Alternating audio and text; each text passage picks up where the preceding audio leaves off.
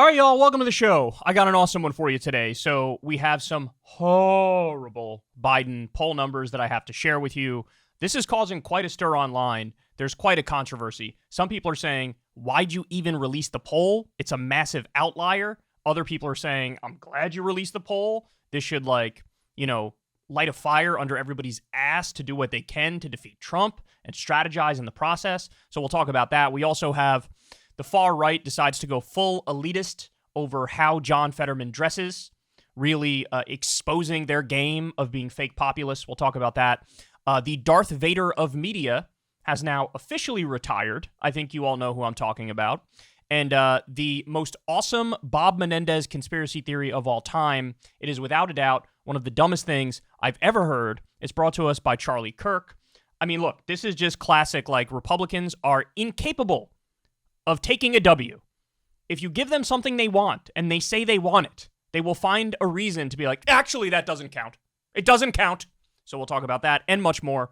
Everybody do me a big favor. Please click like and subscribe. Subscribe is the most important. Still desperately trying to stay ahead of my wife over on Breaking Points in sub numbers. I'm on borrowed time. They grow at a faster clip than we do. But if all you guys subscribe, maybe you can keep me ahead. Helps us out in the algorithm tremendously. Doesn't cost you anything. And of course, much love to everybody who supports this show on Patreon. Link below. And supports us on YouTube through tipping. There's a thanks button as well if you'd like to do that. All right, so let's go ahead and dive into it. So, guys, take a look at this new poll that just dropped. National poll, Trump 52, Biden 42. That is Donald Trump plus 10. Plus 10.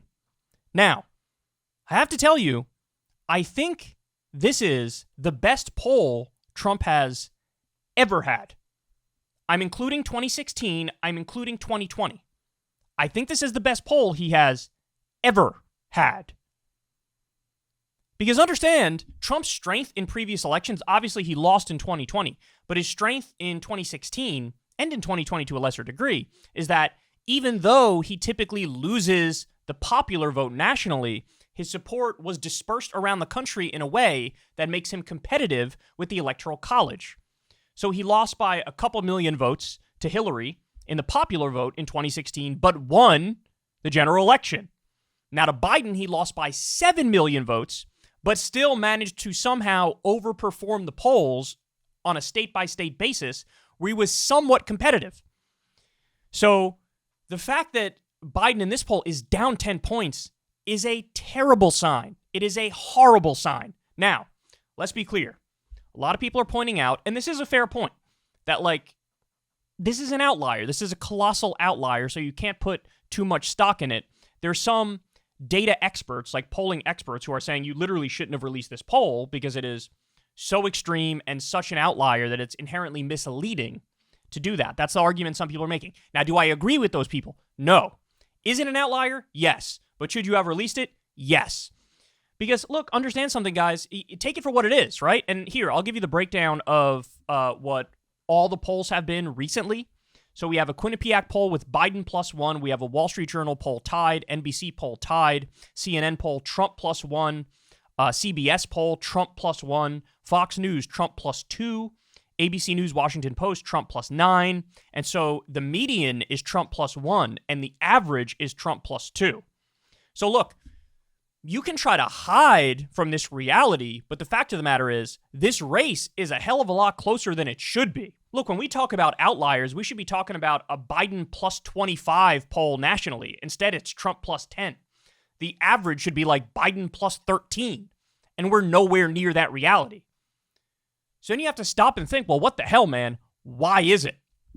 And I mean, obviously, people are still struggling. Obviously, 70% of the country, roughly, is living paycheck to paycheck. All of the pandemic-era support for the social safety net has been stripped back. So that sort of mitigates a lot of the other policy wins that the Biden administration has had with the CHIPS Act and with the IRA and with the infrastructure stuff.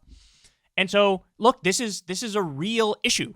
This is a real problem that they need to address. And so, obviously, there are a lot of people right now who are coming out and saying, look, we're getting late in the game here, but the fact of the matter is Biden should willingly step aside. And, the argument is almost any other Democrat would have a better chance of winning or being competitive if this really is the most important election of our lifetime, why are we sending in somebody who is barely cognitively with it, who's super old, who clearly needs a gigantic dose of Adderall in order to get out of bed in the morning? And look, I think those are fair arguments. The only thing I would caution is there are some scenarios that are worse than a Joe Biden as a general election candidate. And I think you all know what it is. I talk about it all the time. But certainly Kamala is a weaker general election candidate, whatever you think of her. And I would argue Pete Buttigieg is a worse general election candidate, whatever you think of him. Even though these people have all their cognitive abilities, there's something that's off-putting about these people to, the swing states that matter in the election, that are actually going to decide the election. So I'm sympathetic to the people who are like, Biden needs to step aside, but I also understand there is no like one magic bullet, right, or one magic move where you just got to do this little jujitsu thing and boom, then the election is a cakewalk. The election is not going to be a cakewalk, even though in theory it should be because of who we're dealing with. It's not going to be that. And so there's a little bit of like hair on fire panic going on right now. And I don't know, we're going to have to see what happens. Are they maybe contemplating Biden stepping aside? I doubt it. But look, Mother Nature might make Biden step aside for one reason or another. Health issues, he could die, or whatever. Might be forced out by the party. Although, again, I don't know who they would put as their heir apparent to him. But look, dealing with what we have right here, the election is way, way closer than it should be. The outlier should be Biden plus 25. The average should be Biden plus 12. That is not the reality. So what the Democrats have to do is be more aggressive. I mean, obviously, the obvious point is, hey, do some things to help the people, right? Do some policy initiatives to help the people. Easier said than done, I know, because you got a House that's Republican, but you could try whatever you could try through executive order. You should try it, right? You got to help the people. But outside of that, you have to come up with a good marketing campaign and strategy for the election. So, I mean, number one is go on the offense against Trump. He's going on the offense against Biden nonstop. Trump is a one-man wrecking ball going after all the other Republicans and going after Biden, but he is a target that is ripe to get hammered by any competent politician on the other side of him. Guys, 4 indictments, 91 criminal charges. He tried to do a coup with fake electors' slates. He's proudly said he would suspend the Constitution to get him back in power. He's responsible for the overturning of Roe versus Wade. Under him, there was a net outsourcing of 200,000 jobs. Why are none of these Democratic politicians saying these things about Trump? None of them are saying these things. Like the 91 criminal charges thing, I read that it was a total of 91 criminal charges. I've been bringing it up over and over and over and over and over. I don't hear any Democrats bring up 91 criminal charges. That's a real number. That's not hyperbolic.